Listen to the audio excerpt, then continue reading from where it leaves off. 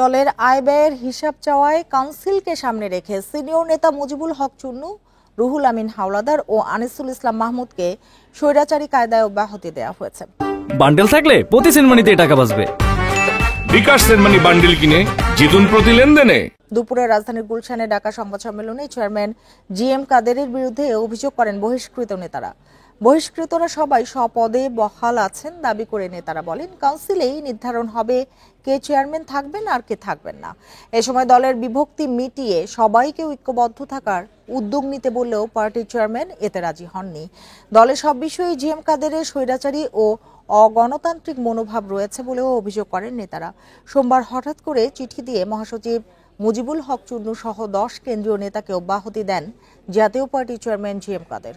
অব্যাহতি দেয়া নেতাদের দলের প্রাথমিক সদস্য পদও বাতিল করা হয়।